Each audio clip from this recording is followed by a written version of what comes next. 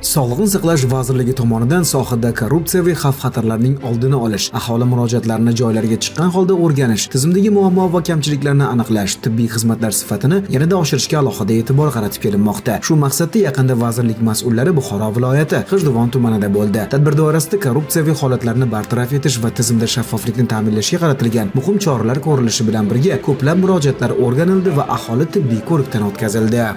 Sayyor qabul davomida 50 dan ortiq fuqarolarni turli yo'nalishdagi murojaatlari ko'rib chiqildi. Xususan 10 ga yaqin fuqaromizni ishga qabul qilish bilan bog'liq masalalari joyida hal bo'ldi. Shuningdek, o'sha fuqarolarimizga tibbiy xizmat ko'rsatish sifatini oshirish bilan bog'liq, kadrlar bilan bog'liq, ular ishga joylashtirish bilan bog'liq, shu bilan bog'liq qator masalalar yo'nalishlarda aholini o'sha qiynab turayotgan yoki yechimini kutayotgan muammolar sayyor qabul davomida o'z yechimini topdi.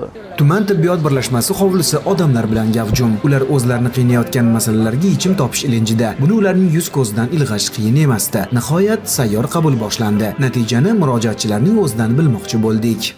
Farzandim shunaqa quyonlab bo'lib tug'ildilar. Sayyor qabulga keldik hozir. Bizga vaucher ajratishdi. Prezidentimizga kattakon rahmat aytamiz. Buxoro viloyat ko'p tarmoqlik bolalar muassasasidan vaucher berildi. Buning uchun bizga prezidentimizga kattakon rahmat.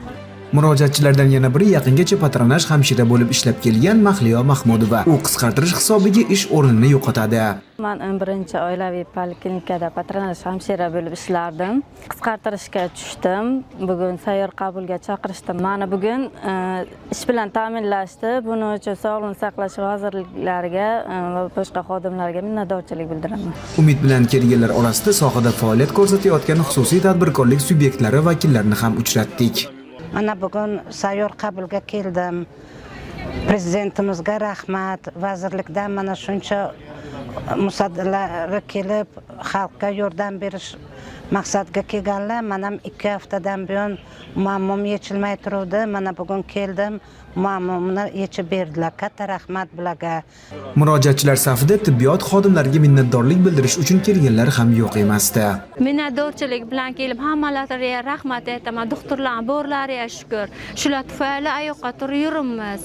Sayyor qabul doirasida poytaxtlik va mahalliy malakali shifokor va mutaxassislar ishtirokida kengaytirilgan tibbiy ko'rik tashkil etilgani g'ijduvonliklar uchun ayni muddao bo'ldi. Aholiga qulaylik yaratish maqsadida zamonaviy diagnostika uskunalari bilan jihozlangan mobil komplekslar jalb qilinib, tibbiy xizmatlar shu joyning o'zida amalga oshirildi. Umuman qator yo'nalishlarni qamrab olgan ushbu sayyor qabul G'ijduvon aholisi muammolariga yechim topishga ko'maklashgan ochiq muloqot sifatida ko'pchilikning yodida muhrlanib qoladigan bo'ldi.